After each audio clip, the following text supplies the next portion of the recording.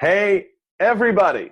This is Craig Pera, and you are listening to Sex Afflictions and Porn Addictions. Welcome to my podcast. I am so excited that you guys are here. We're now on Facebook Live right now, looking out over there and recording this podcast for you. Such a privilege to be part of your lives and to be the guy that you come to talk about sex, baby. Such a broken part of ourselves and our society. Just look around. And you see brokenness, and that brokenness is having an impact. And today, I want to talk about that brokenness. I want to help you label that brokenness, or better yet, I want to give you some additional labels for that brokenness to help you become the best version of you and look at your problems from a multifaceted perspective versus just what you might simply be reading about online. And today we're going to talk about 3 labels that are better than the label of sex addiction and porn addiction. And so why do we even have to have this discussion? We have to have this discussion because if you are struggling with compulsive sexual behavior, if you are struggling with problematic sexual behavior, if you are struggling with your sexuality in any way, shape, or form, and any of it is compulsive, you probably have, or someone has labeled you a sex addict, or a porn addict. Right? That's the lens through which you've probably found me by Googling those 2 terms. And those terms are helpful in that they let us know we're not alone in terms of this part of us being broken. It tells us that that there may be a path to help us not just stop doing the thing, right? Because you guys are here because you want to play chess versus checkers. I want you to play chess versus checkers. So the ultimate goal has to be creating healthy sexuality. So we have to be having this discussion for a number of very important reasons because of the limitations of the sex and porn addiction label, okay? So let's start with the American Psychiatric Association has rejected repeatedly the inclusion of sex addiction, porn addiction into the DSM, the Bible of mental health disorders, right? And for valid reasons, a number of valid reasons. We've covered those in other podcasts, but it's not some conspiracy to suppress this medical condition. It's just simply that not only is the science not there, it's not wise to label this as an addiction, as will be evident by the time you're done with this podcast, right? I'm going to help you look at it from a number of different perspectives. And that's why today we're talking about, I'm going to share with you 3 better labels than sex addiction and porn addiction. And so the APA has rejected sex addiction or porn addiction for inclusion in the DSM, which is the Bible of mental health disorders in this country. And another professional association, the American Society for Sex Educators, Counselors, and Therapists, one of the leading professional associations for sex educators, counselors, and therapists since 1967, is on record in writing on their website. Google ASEC, those abbreviations, and position on sex addiction, and you will read their paper, which says that model falls beneath the standard of care. It is, in fact, negligence for practitioners to utilize it. And they note that the problem is far more complicated, far more complex than calling it an addiction. And I think that's true with all addiction. So, first, I want to say, or second or third, or whatever I am right now, listen, if that model's working for you, goodness gracious, please stop listening. You don't need to hear anything else. Like, that's great. When studied, the 12-step disease-based model, for example, according to a study performed by Columbia University, I think the Columbia study is one of the largest studies on the subject, found that the model has an effective rate of keeping people sober of, I think it was 10 to 25% in that study. So that's just the science, right? So that means it doesn't work for everybody. That doesn't mean it doesn't work for everybody. And if you're here, it probably hasn't worked for you. And if it's worked for you, great. It's got you to stop doing the thing, but you're not even halfway there yet. because the destination has to be, if you're listening to my voice, the destination has to be healthy sexuality and great life. So we have to have this discussion because the sex addiction and porn addiction label is limiting. It's not going to get us as far as we need to go. It may help us and provide us with some tools to stop doing the thing, but this is our sexuality. This is we've got to do better than that. We've got to make that part of ourselves healthy. And in part, doing that is cultivating a great life. So let's talk about the first of the three labels that I want to talk about today that are better than sex addiction or porn addiction. Okay. Number one is intimacy disorder. Intimacy disorder. What is it? What does it mean? Why is it better? So with every client that I have ever worked with, and including myself, I have found a man who is compulsively using pornography, compulsively acting out sexually, and he's not doing something else. He's not connecting with his partner. He's not engaging. He's not, it doesn't come natural for a variety of different reasons. And when you look at this problem from just beyond the addiction lens, you see that this every client that I virtually ever worked with will say that, yeah, they have some form of an intimacy disorder. Now that's not a recognized term in the DSM. I'm not suggesting it is, and neither is porn addiction or sex addiction. So let's give this one some reflection and ask yourself, are you feel like you're struggling with an intimacy disorder? What if you started your journey and found a website, like the first thing you saw was, instead of you having an addiction, you had an intimacy disorder, and that forces you to examine your inability to connect, right? The opposite of addiction isn't sobriety, it's connection. I love that quotation. And by looking at the connection and the breach around one's ability to communicate that love, intimacy, sexual drive to another human being, I think that some of you can gain incredible insight by looking at your condition as if you had an intimacy disorder. Now, you got to fill in some of those blanks. What does that mean to you? What does it mean when you have an intimacy disorder? But look at your behavior and look at, instead of the focusing on where the behavior is going, focus on where it's not going. It's not going to your partner. It's not directing there. And asking yourself the hard questions. Why? Why might it not be? Why might it not flow organically in that direction?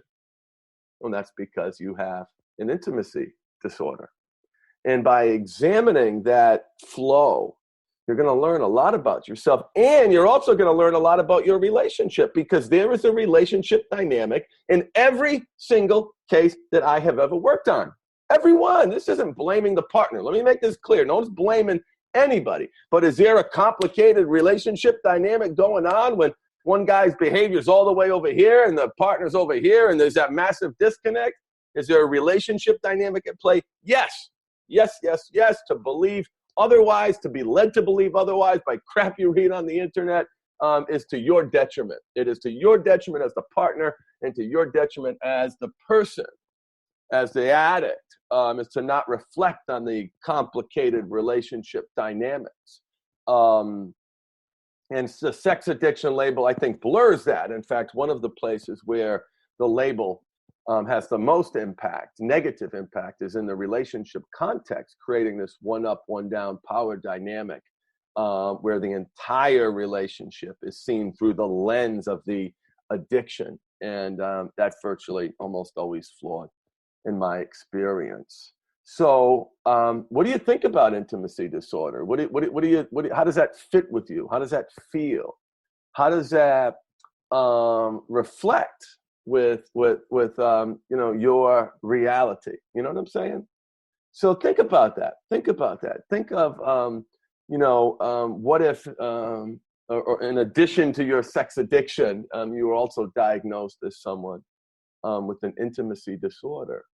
What would that mean? What symptoms are present with an intimacy disorder? And ultimately, what's the remedy?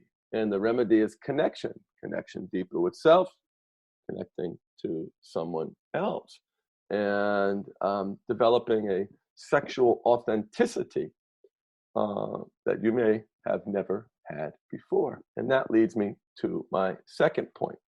So, the second label that I think is better than sex addiction, or at a minimum illustrative to you. You don't have to think it's better, but I promise you it's going to help you think of this problem in a much better perspective. And that is sexual authenticity disorder. Sexual authenticity disorder. That is another lens through which you can examine your behavior to help you better understand yourself, to help you find your path to healthy sexuality and a great life. So let me tell you where this term came from. One of the things that I've really prided myself on is having my feet in both communities, the sex positive community and the sex addiction community. I believe that willingness and openness to accept alternative viewpoints, to challenge my belief system, have led me to be much better equipped to help my clients. And just read my testimonials. I got 100 of them, and they're all fucking great. Great. They're great. So proud of that. And that's why. This is one of the reasons why I'm able to bring them a much deeper education and knowledge base of information to help them understand themselves. So always proud that I've had my foot in those two places. And that has made me a better person. That has made me a better coach. And so one of the people that I connected with was Galen Faust. And he's a kink guy. He's an author in the kink space. He sells a kink swing, one of those swings that you hang up and your partner sits on and does all sorts of freaky things. So a place that was uncomfortable for me, a guy who was so out there with his kinky desires and fetishes, knowing that would, be seen by some in my audience as, too triggering or disgusting. But what I've learned is that people do in their bedrooms, is, if it's consensual, if it's authentic, and we all have different aspects of our sexuality. And for so many men, their maybe aggressive, dominant, or in some cases their submissive nature has been shamed, or they feel shame around who they are sexually. So Galen came up with this concept called sexual authenticity disorder. We've done a podcast on it. We're doing another podcast, another webinar coming up on it soon. But it's a great topic. So here's what it is, right? I'm just looking at some of the notes that I had on the webinar that we did. What is it? What is sexual authenticity disorder? And then for those of you who just joined me late in this podcast, we're talking about 3 better alternatives to the sex addiction label. First one being intimacy disorder. Second one being sexual authenticity disorder. Here it is, the definition: the deep-seated fear of revealing or others discovering the hidden aspects of your sexuality.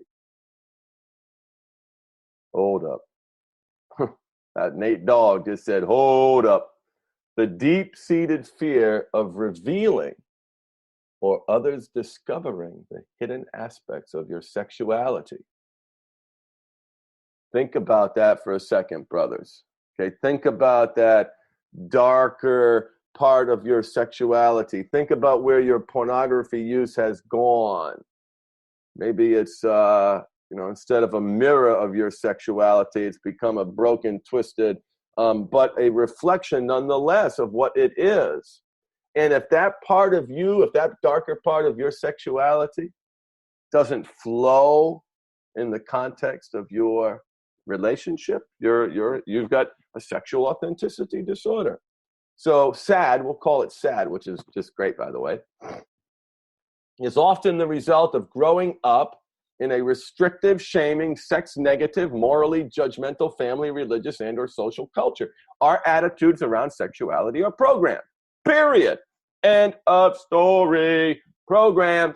How you think about sex isn't some conscious, complete awareness thing that just is natural and flowing. No, it is a function of your programming, as it is all your likes and dislikes. You can't get away from, well, you can get away from that, but you have to be aware of it and acknowledge that. So the individual afflicted with sexual authenticity disorder was never allowed honest discussion nor encouragement about their personally natural sexual desires that did not conform to the narrow range of sexuality expected by the parent culture. That is a solid definition. Boom. I mean, so much better than, well, okay. So much better than the label porn addiction, sex addiction, because again, I mean, listen, folks, you who've been listening for a long time, you know the sex addiction and the porn addiction is always the symptom. The behavior is always the symptom. That's why we're having this conversation, looking at alternatives to a label that is inevitably will end up holding you back, So what are the symptoms of sexual authenticity disorder? I love this. Secretive expressions of your true desires. Secretive expressions of your true desires, right? How many people are engaging in behavior that isn't an expression of their true desire, but there are elements of that truth in it. And that's the really, really tough part, looking in the mirror. Porn use, strip clubs, prostitutes, pornography, a traumatizing fear of getting caught, elaborate lying, hiding, cheating to avoid discovery, participating in high-risk behaviors that could lead to disastrous outcomes. For example, watching porn at work. Your company probably has an internet usage policy that has zero tolerance for porn at work. And that would be a disastrous outcome. Here's some more symptoms of sexual authenticity disorder. Physical restrictions in the throat area when trying to speak about your sexuality. Avoidance of eye contact and other body-centric analogs of the emotional fear. Dropping into a deep level of shame, fear, and guilt after the secretive expression. So, just think about that. Think about your secrecy. What are you ashamed of? And what aspects of your sexuality scare you? So, for example, I have a dominant component to my sexuality. And that wasn't something I could express with my partner. That was dirty and disgusting. And that was, there was shame around that. And wanted to, give her a spanking, wanted to be a little firm. And that's my dark side. That's the disgusting side. That's the part of me corrupted by pornography. No, man, that's fucking me. That's me. Doesn't mean I got to do everything that I see, but to ignore that part of me, to not allow that part of me to flow, it created a terrible amount of resentment with my wife, who was open, who was willing, who wanted to share and commit. My addiction, I stole that. I stole that from us. I stole that exploration. I concluded that wasn't for her, or I was too afraid. I was too afraid to bring that into the relationship, did not have the courage. And so think about these symptoms. Think about the lack of honesty that you have in your sexuality. How often has your partner said to you, do you like that? No, I don't like that. Bullshit. Stop fucking lying. Stop lying.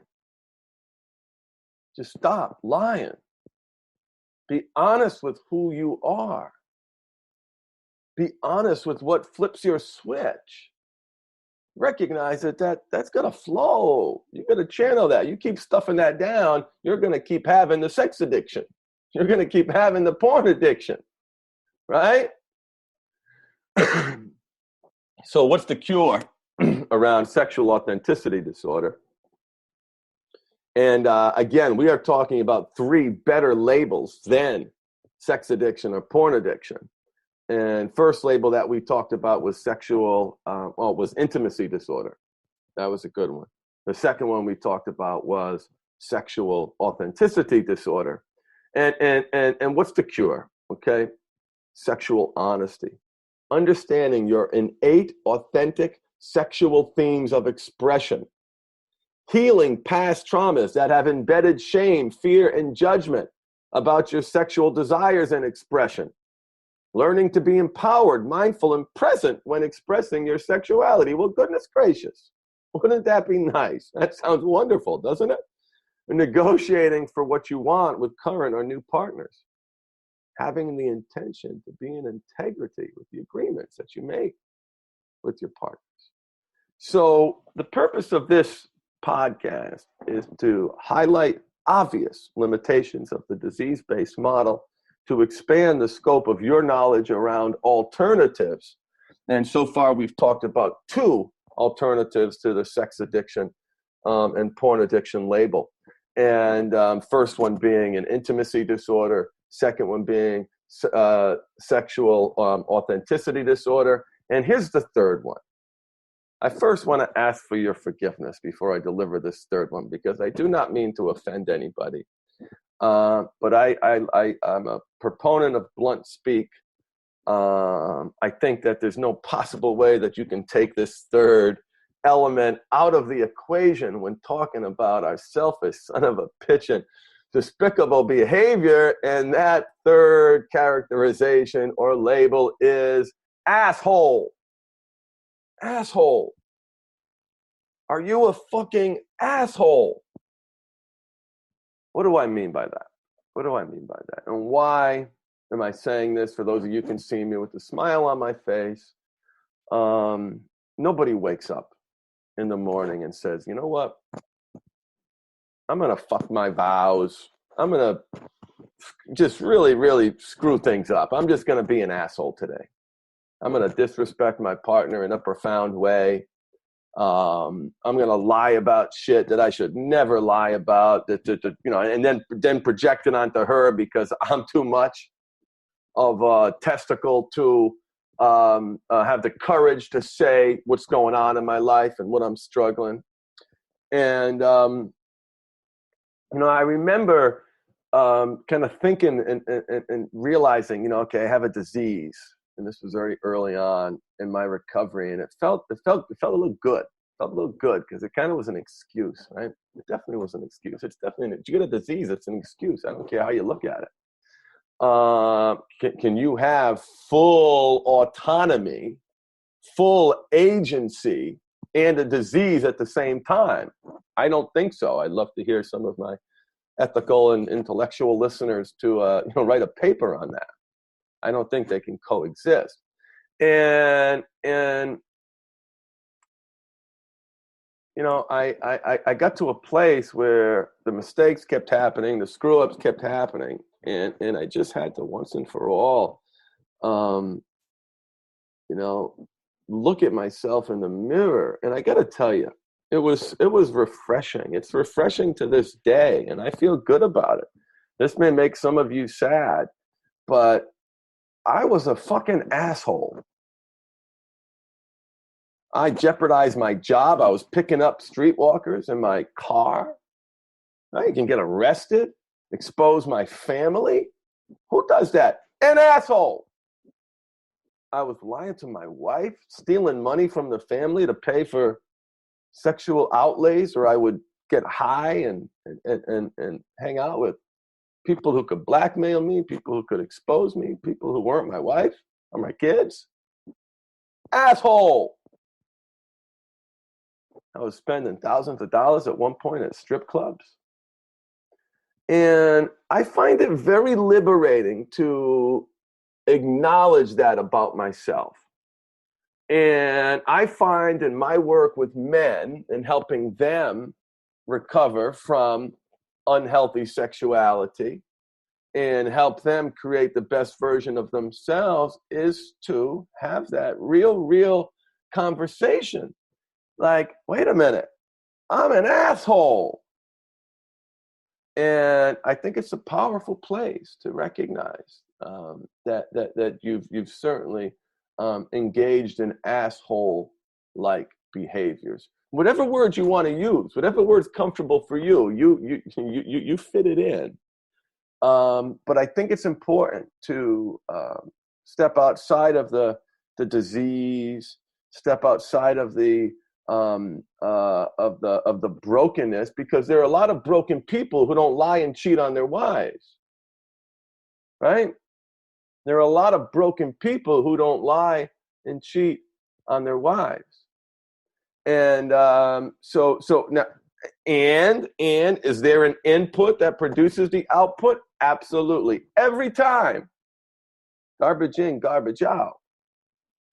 But from in the present moment, looking at my behavior and realizing that I was just an asshole had a profound impact on my desire not to be an asshole. And if I'm not going to be an asshole, then what am I going to be? What is the best version of myself? What does that look like? What does that feel like? How does that smell? Right? And I know because I touch that space once a day, once every other day, few times a day, where bam, I am just on fire. Often happens in my one-on-one coaching sessions, where I am just helping guys accelerate so rapidly and going so deep, and bringing them the practical and bringing them the depth and helping them see things that despite years of therapy, in many cases, years of self-help, they haven't seen before. So I know what it feels like to be firing on all cylinders. I guess I just went off into a little commercial break there, by the way. But I'm proud of my work, guys. It's I know I am. I'm really proud of what I do. I'm blessed to do it. I love what I do, and I do what I'm best at. So anyway, pardon me for bragging, but I do know that I've touched the best version of myself, and it's not an asshole. It's someone who is kind, who is loving, who is empathetic, who puts other people first. Sometimes, not all the time. I'm never going to be an all the time guy. My wife's an almost all the time. She is such a giver, right? I'm a taker. And, but I want people around me now to, have a positive experience, and, really, make people's lives better in my personal life and professional life. So anyway, those are 3 labels that I want you guys to think about over the course of the next week. I'm back on track with my podcast, which I'm really excited about that. So blessed that you guys are listening. So grateful to have you out there in Facebook Live land. And email me your questions. But I mean, if you're struggling, I got an online program that's only $49, guys. So some of you are just like, just get on it and have your life stop sucking. You join the program. You do some exercises every week. You participate in a couple of group coaching calls. Your life changes. You learn powerful tools. You elevate. This group coaching isn't some alternative. For many people, it is their primary recovery modality, and it is powerful, again, with 7 group coaching calls per week. So check that out on themindfulhabit.com. So privileged to have you guys here with me on your journey. Also want to announce we've launched a partner empowerment group so you partners who are listening. That is live, so you can reach out to support at themindfulhabit.com to get a special link to join that partner empowerment group. We launch everything slow. There's no big launch. We find that doing that allows us to make sure we're taking care of people, because there's always questions. We want to, we want to keep this the way it is. And truly blessed. Remember, life is too short to suck. Embrace your power of choice. Bye, everybody.